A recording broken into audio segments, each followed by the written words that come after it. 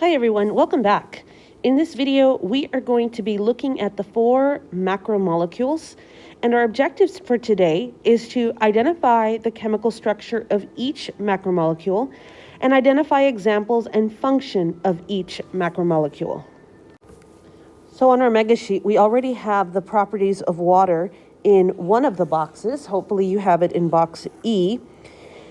The first macromolecule I'm going to talk about are carbohydrates, and this is going to go in block G, which is just below the properties of water.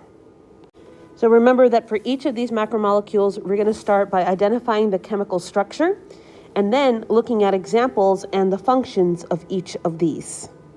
So let's start with the carbohydrates. We're going to begin with the elements needed to make carbohydrates, which are carbon, hydrogen, and oxygen. But in the case of carbohydrates, there's generally a ratio.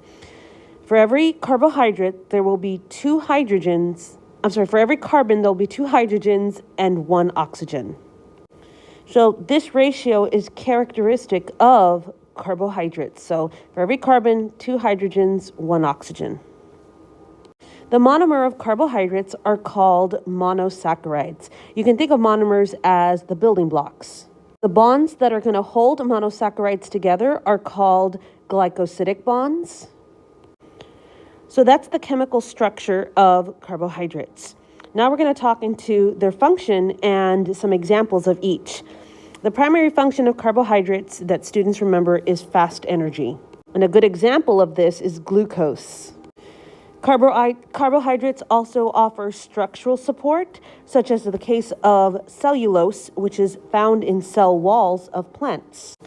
Chitin is another carbohydrate that is used in the cell walls of the fungi kingdom.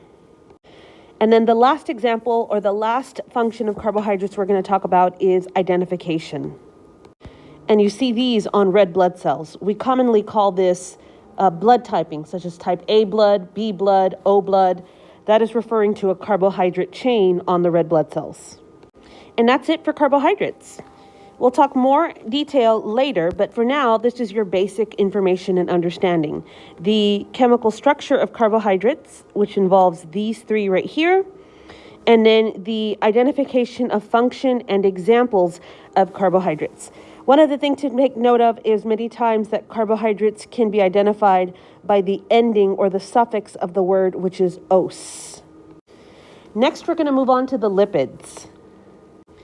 Now, the lipids I'm going to place in box F, so that's just to the right of the properties of water. I want to leave this space blank because we're going to be putting more information about these carbohydrates, special information about the carbohydrates right next to them. And I'm going to go through the same thing where I talk about the structure, the function, and examples of lipids.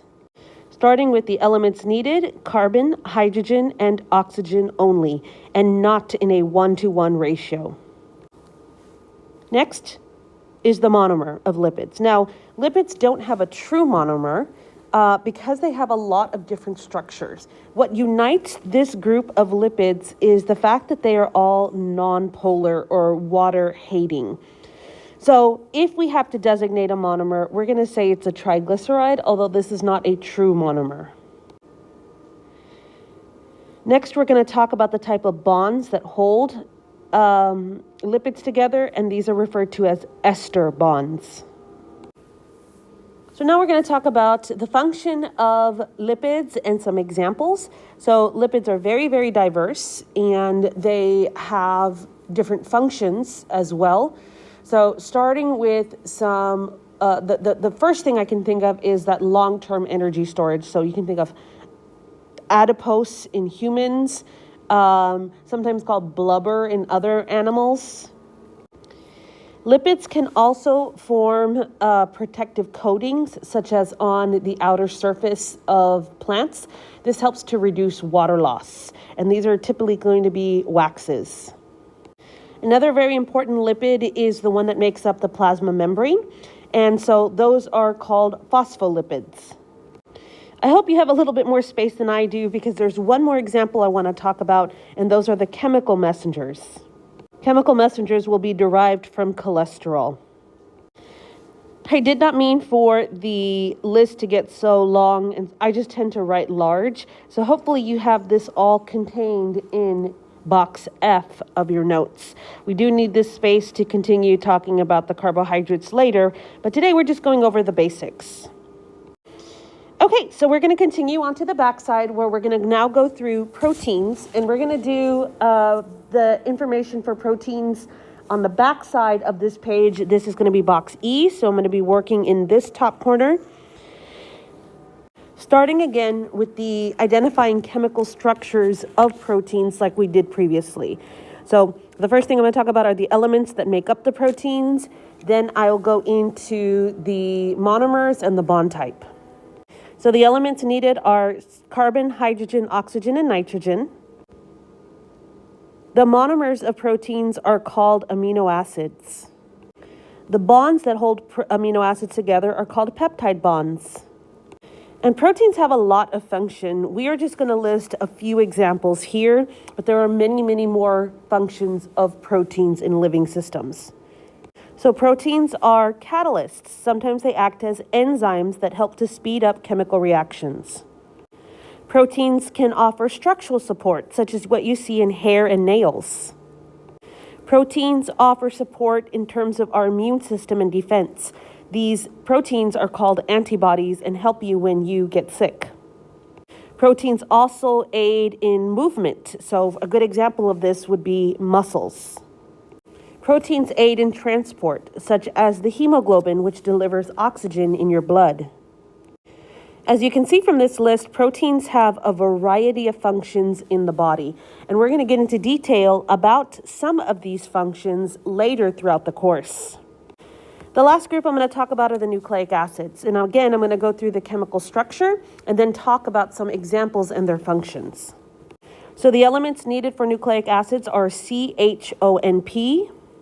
The monomers of nucleic acids are called nucleotides. The bonds that hold nucleotides together are called phosphodiester bonds. Now, the main function of the nucleic acids are storing genetic information. You may remember the terms DNA or RNA from 9th grade. There's also one other important nucleic acid we're going to talk about this year, and that is ATP, which we call the energy currency of the cell.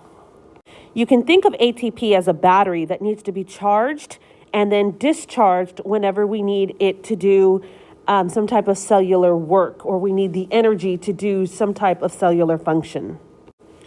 And that's it for the basics of the macromolecules. So in this video, we identified the chemical structure of each macromolecule in terms of the elements that were needed, the monomers that build them, and the bonds that hold them together. We also identified examples and functions of each of the 4 macromolecules. And that's it for this overview.